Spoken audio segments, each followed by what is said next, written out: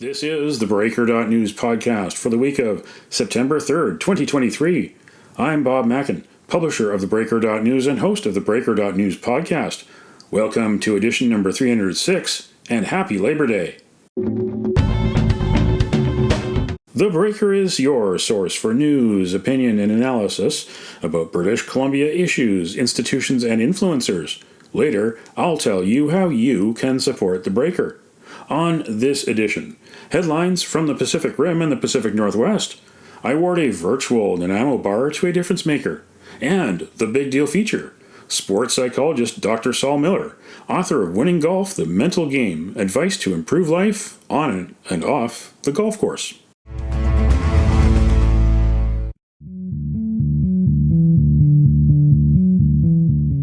This is the big deal feature on the Breaker.news podcast. The great Jack Nicklaus said that golf is 90% mental and 10% physical. Dr. Saul Miller agrees. The North Vancouver sports psychologist is the author of the new book, Winning Golf, The Mental Game, from ECW Press. It's a book about creating the focus, feeling, and confidence to play consistently well and to improve the quality of life, even away from the fairways and the greens. Miller has counseled teams and players from the NFL, NHL, Major League Baseball, NBA, and CFL, plus Olympians and national team athletes in more than a dozen sports, and pro golfers too. I sat down with Saul Miller at his North Vancouver house to talk about winning golf. I've been doing this sports psychology, performance psychology stuff for over 4 decades, and this is my 9th book, Winning Golf. And I think with time, you begin to distill down the essence. It gets simpler in a way to define what really is critically important to help people perform at their best. Mm-hmm. And it's interesting because somebody in California, right after the book came out, somebody wrote a piece, an article, about the book, where they said this is, a book about golf, but it's also a book about life. And because golf is such a mental game, learning to manage your emotions, learning to manage your thought process, that applies to everything in life. So if you work on these techniques that I described, which is right focus, right feeling, and right attitude, if you work on that to really improve your golf game, it translates into everything in life. Yeah, my brother, who's the golfer in the family and made money being a caddy at Capilano years ago, has some wisdom that golf is a game where everyone goes the same distance, but you're rewarded if you do less work. And by doing less work, you've got to do the work better. It's about efficiency. It's about using your energy very well. I mean, one of the big things, I say right focus, right feeling, right attitude. When I deal with right feeling, I work a lot with breathing. And I have a breathing process I describe in detail called conscious breathing, where first you get a nice smooth breathing rhythm. Then you feel yourself drawing energy to you. And the third thing is feeling that energy flowing through you. Energy through your arms, through your legs, up into your head. Energy flowing right into the club. The ball has no energy of its own. It gets its energy from you. So if the energy's flowing smoothly through you, if you have a clear mental picture of what you want to do, you see the target, you see the shot shape, and so on. Clear picture, smooth swing, you increase the probability of the ball going where you want it to go. The problem is, it's an issue of love and fear. When people love the process, they're feeling good, there's a smooth flow, ball goes where they want. When they're thinking anything negative, don't miss, they create tension, they interrupt the smooth flow, the probability of the ball going where they want diminishes. I'm always saying the ball has no energy of its own, it gets it from you. So you want to know, I can play this game, see the shot you want to make, create that smooth feeling, the ball will go where it wants. And there are techniques to do that. Visualization techniques, self-talk affirmation techniques, and breathing techniques. And you work with these things over time, ball goes where you want it to go. Now, golf, especially when you're talking about breathing, it's a game that's played in a green, serene environment where it's conducive to breathing. It's conducive to reflection, to taking a step back, because there isn't the clock. You're not, the athletes aren't dealing with the pressure of the clock. It's certainly, you're right, it's beautiful outdoors, it's conducive to breathing. However, it is a game of precision. And so the breathing becomes even more important because you have to be very precise. In the book, I have a chapter I call Transferring Skills. And I talk about 5 athletes, 3 NHL players, 2 NFL players who I worked with for several seasons, not just once or twice. And they've all become good recreational golfers. And I asked them, how did the work we do to improve your hockey or to improve your football translate to the golf course? And they absolutely say it did. And one of them was Cliff Ronning. And Cliff, who's become a very good golfer, and Cliff said it's easier to play hockey than golf, because in hockey, if you get pissed off, you can go cross-check somebody. In golf, you really have to manage the emotions. You have to you can't have a bad shot and let it affect the next one.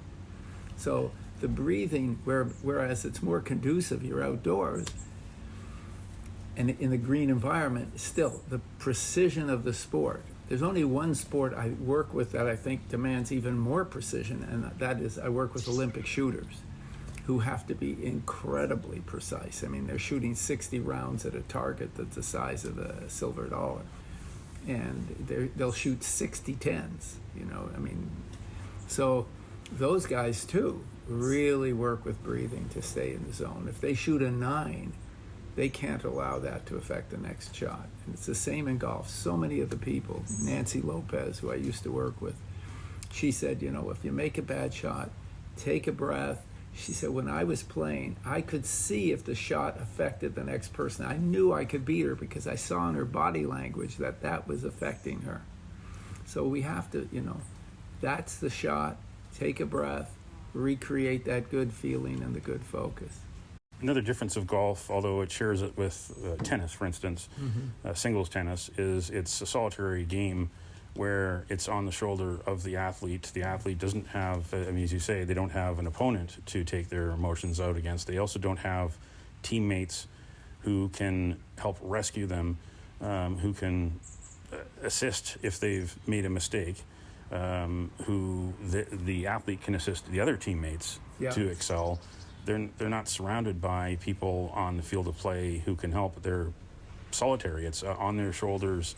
And I remember talking to Dick Zokol, Dave Barr, and they told me that's why they enjoy golf so much. Is it's them and them only. They don't have to rely on or be frustrated by a teammate. It's them and them alone. It's on their shoulders. It's their responsibility. They don't have to. Two-sided. Mm-hmm. I mean, if they make a mistake, it's on them as well. Mm-hmm. So I mean, it absolutely. It's just me out there. I'm competing really against myself. And one of the NFL players I work with, Leroy Irvin, used to be a cornerback for the Los Angeles Rams. He just said, when he was playing cornerback, which is one of the toughest positions in football, you've got to guard the run, you've got to cover some of the fastest guys in the game, for the deep pass. And he said, I could survive because I knew I was better than them. I could beat them. But he said, when I'm playing golf, I'm playing against this course. He's really saying I'm playing against myself. And so I have to really keep in a good space. I have to have a good focus. I spend a fair bit of time on positive self-talk. And we spend a lot of time on imagery. And one of the things I mentioned there, and I do it across sports, Bob, and that is I ask my clients to pick an animal that gives them the feelings they'd want to have if they're playing great. And with elite athletes, not kids. Kids can be very creative in different directions. But with elite athletes, 99% are picking predators. And I ask them, what's the difference between the golfer who's the predator and the golfer who's the prey? And the golfer who's a predator steps up to make the shot. He's off the tee. He sees where he's going to hit it. He's on the green. This is going in the hole. He's executing what he's after. The prey doesn't want to make a mistake. The prey is playing careful. The prey is playing with tension. And it's very interesting. I mean, I described a case there where one of the guys was a Corn Ferry golfer, a professional golfer on the Corn Ferry Tour. And he was struggling. And I asked him, pick an animal, and he came up with a Labrador Retriever, an old Labrador Retriever. And I said, well, it's an unusual choice. It's a comfortable dog. But if you want to play more assertively, change your animal. And he did. He changed it to a lion. And he said it gave him more of a sense of presence on the course. I'd say walk like a lion, draw in the power. And it's not by chance that the best golfer in the world, maybe ever, was Tiger Woods, or Glenn Norman was the shark, or Greg Norman, or Nicholas was the golden bear. I mean, these guys have images of assertive animals that can really make things happen. Golfers now are surrounded by a support team, whether it's a sports psychologist, a nutritionist, strength and conditioning coach. You've also got the business manager. I mean, years and years ago, it was really just one man or one woman on tour, maybe even with a family member or acting as caddy. That was it. But now, with the money there, they've become almost their own corporations. You have your sports psychologist, you have your swing coach, you have your family. You know, you have your fitness trainers and so on. And absolutely, it's a corporation. It is a team. And a lot of them, you have your caddy. A lot of them acknowledge that these are key factors in their success. But it really comes down to, as you said, it's an individual sport. The pressure is on me to perform. And what can I do to be at my best? And I'm saying you have to create the right focus, the right feeling, and the right attitude. And there's I would say there's probably a disproportional emphasis on the mechanics of the sport. Everybody's focused on swing a little faster, a little slower. And one of the great quotes is Scotty Scheffler came up with recently. He said, when I'm playing my best, I'm focused on my target and the shot shape. I'm not thinking about swing mechanics. I'm not thinking about anything other than a good rhythm and a smooth feeling where the shot is going. It's creating the good feeling. It's having the clear focus. When fear creeps into that, don't miss, don't screw up, don't hit it in the bunker, it creates tension, it interferes with the flow. So it's a love and fear thing, and it's training people how to change that tense moment, the tense thought, how to release the tension, breathe in energy, put in the positive image, recreate the good feeling. And I think there are techniques to do it. But it takes work. It absolutely takes work. We all know if we go to the gym and we lift weights, we get stronger. So I say it's the same thing. This book describes a series of exercises. It's not just understanding them. I know if I go to the gym and lift, I get stronger. I don't go to the gym. So it's about doing the exercise daily, regularly. And if I do it after a few weeks, and what starts to happen is I have enough habit strength that under pressure, I can take a breath and refocus and create the good feeling. And then my consistency goes up. My efficiency, as we were saying before, improves. On that note, golfers have to spend a lot of time, hours and hours, days and days at the driving range and on the putting green to perfect the two key techniques. And within that is also, the repetition, but also a chance for them to test out the methods that are contained in the book and methods that you would counsel them on. And if you went to the gym twice to lift, it wouldn't change very much. But if you're going 4 or 5 times a week, after several weeks, you begin to notice the difference. And a lot of these exercises, you don't have to practice this on the range. The breathing exercise that I'm describing in here this is something you do at home. The self-talk, you can look in the mirror, make eye contact, and say, I'm a good golfer. Define your strength as a golfer. I mean, whether it's, with the breathing, Tom Watson said, when I learn to breathe, I learn to win. Curtis Strange said, under pressure, the most important thing to remember is to breathe. And then when it comes to positive thoughts about self, Gary Player, I'm trying to think, Johnny Miller, these guys talked about how, as kids, they kept saying positive things to themselves, positive things. And eventually it becomes, we get more of what we think about. It's training ourselves to think in a certain way. If I'm on the green, I'm thinking, this is going in the hole.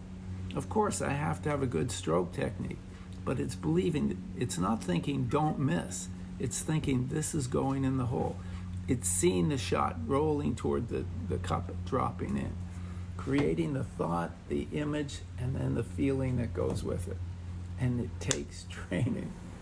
What do you advise golfers as they're getting closer to the end, as the crowds are getting bigger, and the potential for the distraction of whether it's one person sneezing or someone's cell phone goes off, or someone shouts something that gets them off their game? How to stay in the moment? Well, I think with pressure, there are two elements there. One is the pressure and one is the distraction. And with pressure, I would say people tend to do under pressure what they've previously done under pressure. So somebody who tends to be tense under pressure will probably do it again unless they overtrain themselves away from the pressure and build up enough habit strength so that under pressure,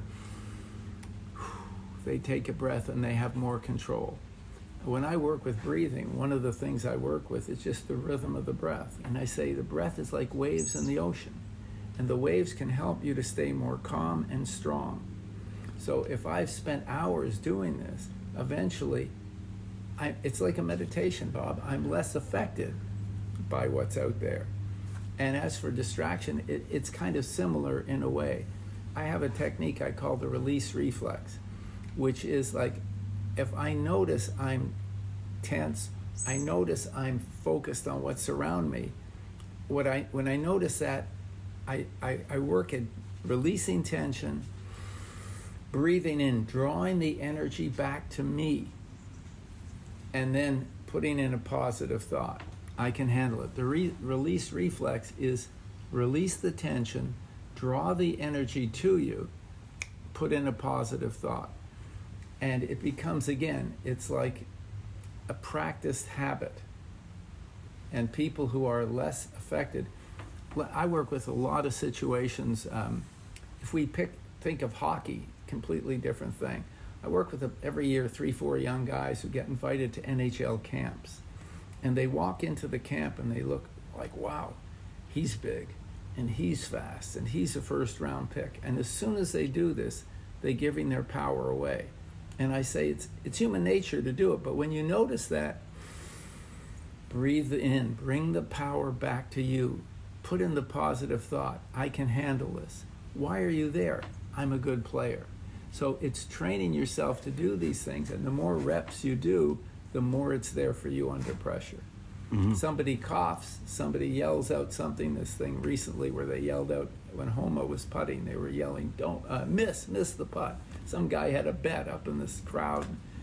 If you notice it, draw the energy back to you, use it as a stimulus to reset, see the shot going in, use it. If you don't use it, it can use you. But you have to have a tool in how to use it. And I've been doing this a long time, and there are definitely tools that work. But the focus is much more in all sports, including golf, on the mechanics of the game and physical fitness. They're important, but we often neglect the mental side of it. Do you ever go out in the links with any of your clients? It's very much away from the course. I tend to blow my cover completely when I go on the course with them.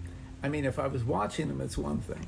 But I remember when I was working with the golf team at Mississippi State, and after a number of sessions, the boys said, come on out in the course with us, Dr. Miller. So I said, sure. Well, when I was spraying them this way and spraying them that way, they began to shake their heads like, this is the guy we're listening to. So my expertise is in creating the focus, helping them to create the focus, the feeling, and the attitude to play great. And so we do that away from the course. It is helpful to watch. I remember I used to work with Jimmy Nelford, and this was after he had had a terrible accident and was trying to come back. He almost lost his arm in a motorboat accident. And I could watch. You could see at times when, or walking the course with Nancy Lopez, you could see at times when a golfer would tense up a little bit or what have you. So it is helpful to observe. But what I'm teaching away. Mm-hmm. And for the professional golfers these days, the distractions have extended beyond the golf course, business-wise. You've got what's gone on with the Saudis, with the Live Golf Tour and the PGA, the dispute there being resolved. Some people say it's resolved in favor of the Saudis, which ignited even more discourse about that. So you've got the way professional golf is structured, which has caused a distraction to some of the top golfers. Then you have the business side of golf. They have the opportunities to make money beyond the tournaments. And of course, those who aren't always performing and excelling in the tournaments might want to find other ways to make money through endorsements or exhibition events. And then, of course, there's gambling, which some golfers have been embroiled in controversies there, especially with the way the gambling industry in North America has just exploded with deregulation in the last couple or 3 years. How do you advise golfers approaching this new era of golf? It's not just the golf course and and trying to win a tournament anymore. It's so much more. Well, again, I think maybe that's a reason to invest more of your time and energy, creative energy, in working on managing the focus, emotions, and everything else, because people are extremely creative about how they can distract themselves, and there's many opportunities to distract yourself. So I quite agree. I mean, it's gotten more and more complex, not just for this sport, but just about every sport. You're surrounded, by all kinds of things to distract yourself, unless, somebody asked me recently, what's the difference working with elite professionals and amateurs? And I said, well, one of the things about professionals is, for the most part, they have a discipline. They have a commitment and a discipline, but nevertheless, there are a multitude of distractions, and you have to have your priorities, and you have to have your support team to help you. I know Max Homa talked a lot about gratitude. He said, several times, whenever I have, I start getting frustrated, I'll think about 3 things I'm grateful for. And one of the interviewers asked him, well, how frequently does that happen? And he said, 6-7 times a day. I'm running on how grateful I am about doing the things I enjoy doing. So it is a perspective, it is a discipline, and it is having some techniques. But you're right, one can easily get lost in what surrounds the game in all these sports. Even though golf is a solitary game, there are opportunities sometimes when there is opportunity for team play. Like the Ryder Cup, for instance, President's Cup. The golfers that you've advised, did they ever talk about the opportunity to play in that kind of forum and what that means to them to take a break from what golf normally is to be in a team? I haven't heard a lot about it. I've heard 2 things. One is that they enjoy representing their country. I mean, it pumps them up. They really enjoy being selected, and they enjoy the opportunity to represent the country. And the other thing is they enjoy the camaraderie of playing with these guys. So it's a new kind of pressure, and it's kind of fun. That's all I've heard about it. I haven't really talked with somebody in depth about their experience. The only things I've heard is it's something they really look forward to. It's a different experience, but they're representing the country, which is good. And the flip side is they're playing with these guys they usually compete with, and that's enjoyable. So it's as you mentioned earlier, the team thing is absent. You have your team, but it's here you're playing with a whole bunch of guys you usually compete with. You have a lot of respect for. And it's fun to be with them. It's fun to compete against those guys from Europe and so on. So I think what I've heard is it's positive. What about the role of the caddy? That is the only other person really who can be relied upon at the moment during a tournament for that Support. advice, for the support, for the sober second thought. They compare notes on where they think the ball should go and which is the best route to get the ball to where they want to put it, but also someone there that can give a few words of positive reinforcement. Absolutely. I mean, I've heard again and again the tremendous respect they have for their caddies. And the caddies are invested. I mean, in the pro level, they're getting, I don't know if it's 10% or whatever of the winnings, but absolutely, it's somebody walking with you that you trust and that's there for you. They're entirely to serve you. So a number of people, I think in the book, there's a few of the female golfers particularly who've expressed how important the caddy is for their game. Yeah, I won, but I wouldn't have done it without him. That kind of thing. That's huge. Yeah. It's not like you're taking your dad out with you. I mean, maybe you are when you're in high school or something. These guys, caddies are pros in a different way. You need a caddy who is a technician, basically. If there's some out there that have either taken the schooling or gone to get their diploma, that would give a golfer just an unbelievable edge to have someone who can be not only the technician of golf that they need to be, who knows the surroundings and the course, but someone who can get into the mind of the golfer. Absolutely. It's very interesting. I hadn't thought of that. And you're absolutely right. I mean, it's not just, it's being able to read your player and understanding how you could communicate something, not just saying, do this. It's reminding them to breathe. And sometimes you don't have to say breathe. You just have to look at them and take a breath, and they get that message, and you can sense where they're at, and the way you frame what you say to them, you can say it in a positive way.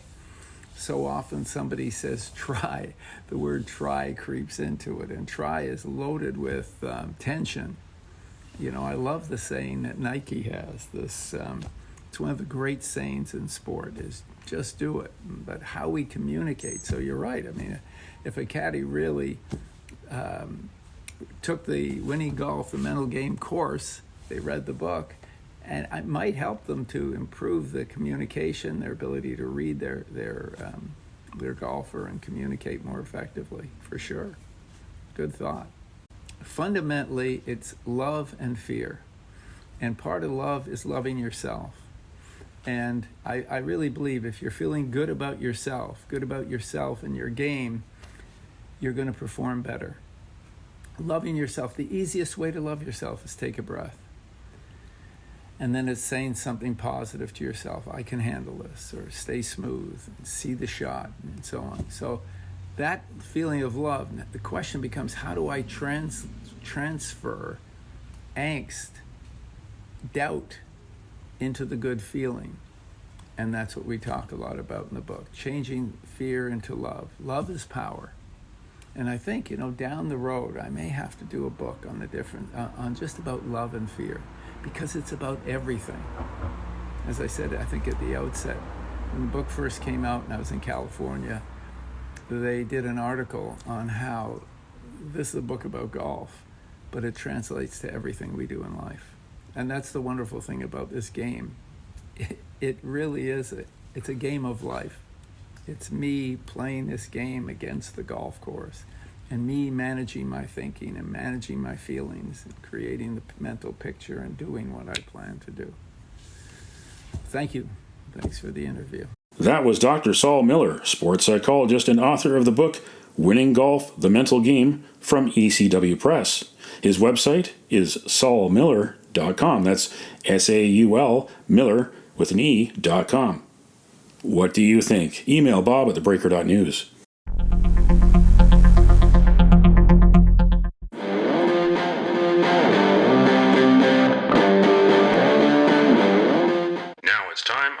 theBreaker.news podcast for Around the Rim. We look at news headlines around the Pacific Rim. In the Taiwan news, 3 Canadian naval ships patrol Taiwan Strait.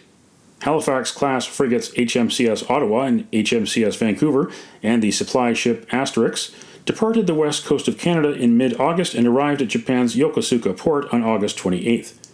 They will conduct joint exercises with the U.S., Japan, South Korea, Australia, and New Zealand. The Ottawa will reportedly be tasked with patrolling the waters off Southeast Asia, while the Vancouver will focus on security in Northeast Asia. In the Kyoto news, Japan PM eats Fukushima seafood with ministers to dispel concerns. The lunch meeting was apparently aimed at dispelling concerns about the possible negative impact of the discharged water on human health and the reputational damage to fishery products from the areas around the northeastern Japan prefecture. Following the gathering at the Prime Minister's office, Economy, Trade and Industry Minister Yasutoshi Nishimura, responsible for nuclear policy, said that Kishida ate sashimi consisting of sea bass, flounder, and octopus alongside rice that was harvested in Fukushima. In the Hong Kong Free Press, U.S. photography professor who covered 2019 protests says Hong Kong denied him entry, suspects he is on a list. Photojournalist Matthew Connors told Hong Kong Free Press that he arrived from Bangkok on August 16th and informed immigration officers that he was a professor and artist who was visiting for the sole purpose of tourism. But the officials said he did not satisfy requirements for entry. Connors said the city's unwillingness to admit potential critics was a, quote, real sign of fragility. From the outside, it certainly feels like Hong Kong has become a frontier of a new Cold War. That's Around the Rim on this edition of the Breaker.news podcast.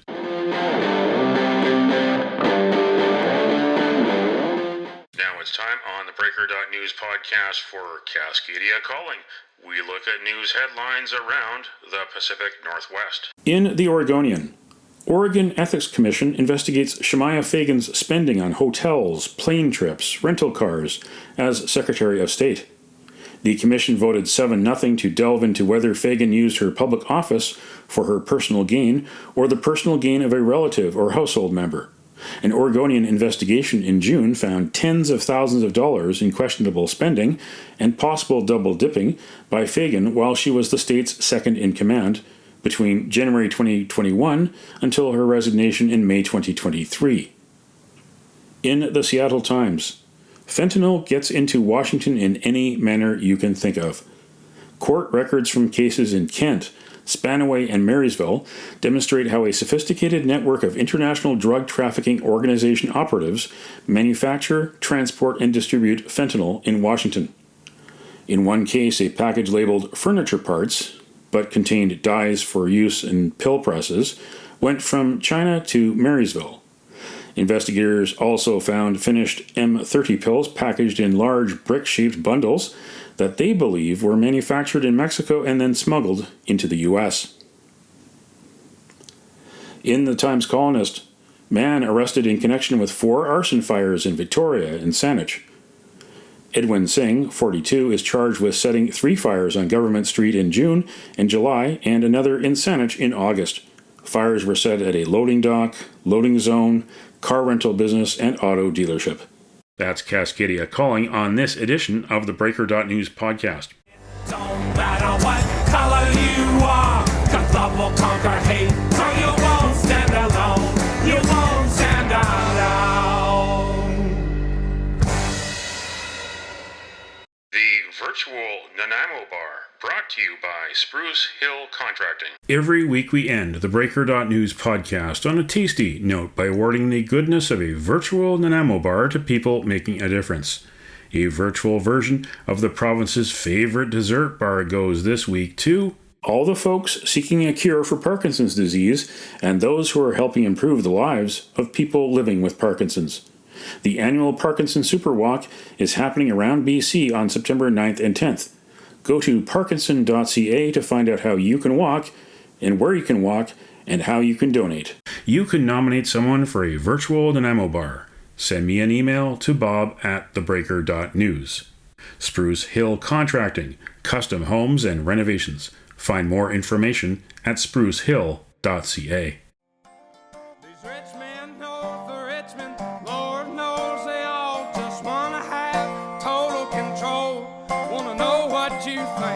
Wanna know what you do, and they don't think you know, but I know that you do, 'cause your dollar ain't shit, and it's taxed to no end, 'cause the rich men know the rich men.